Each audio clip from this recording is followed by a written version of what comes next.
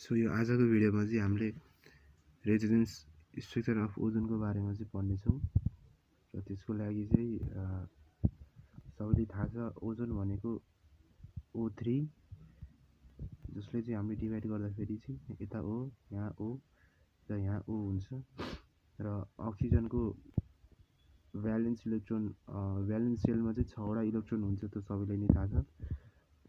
यहाँ दुईटा अनि यता चाहिँ दुईटा, यसको पनि त्यही गर्ने, यहाँ दुईटा हुन्छ यता दुईटा हुन्छ यता दुईटा हुन्छ, यसको पनि 1 2 3 4 5 6 वटा हुन्छ र यसो गर्दाखेरि चाहिँ यो अक्सिजनले र यो अक्सिजनले चाहिँ डबल कोभ्यालेन्ट बोन्ड चाहिँ फर्म गर्छ। जस्तै कि अब यो अक्सिजनको भ्यालेन्स सेलमा चाहिँ 6 वटा इलेक्ट्रोन छ र यसले स्टेबल हुनको लागि चाहिँ दुईटा जति इलेक्ट्रोन चाहिँ चाहिएको छ, यसलाई पनि दुईटा जति इलेक्ट्रोन चाहिएको छ। त्यही भएर चाहिँ यो दुईटा इलेक्ट्रोन चाहिँ यिनीहरू दुईटा बिच सेयर हुन्छ। अब यो अक्सिजनले चाहिँ यहाँबाट दुईटा इलेक्ट्रोन लान्छ अनि यो अक्सिजनले पनि यहाँबाट दुईटा इलेक्ट्रोन लान्छ। अब यसो गर्दाखेरि चाहिँ यो अक्सिजन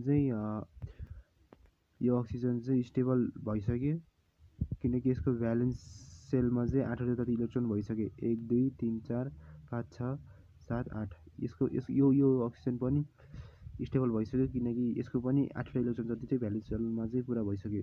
1 2 3 4 5 6 7 8। तर यो अक्सिजनमा त फेरि उनी भ्यालेन्स सेलमा चाहिँ 6 वटा मात्रै इलेक्ट्रोन छ र यसले पनि स्टेबल गर्न पर्यो हैन। यसलाई स्टेबल गर्नको लागि चाहिँ यहाँबाट जुन यो लोन पेयर छ, दुईटा लोन पेयर छ, त्यसले चाहिँ यो अक्सिजनले चाहिँ डोनेट गरिदिन्छ।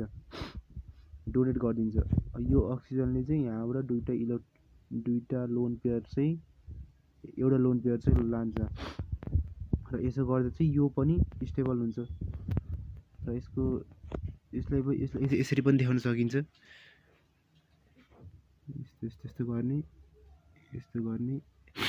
र यसरी पनि देखाउन सकिन्छ। तर यसको रेजोनेन्स स्ट्रक्चर हेर्ने हो भने चाहिँ यसरी तीनटा इलेक्ट्रोन यहाँ कोभ्यालेन्ट बोन्ड फर्म भयो र यता चाहिँ डोनेट गर्यो र अर्कोतर्फ पनि यस्तै नै तीनटा इलेक्ट्रोन सरी यो अर्कै हुनु यहाँ तीनटा इलेक्ट्रोन छ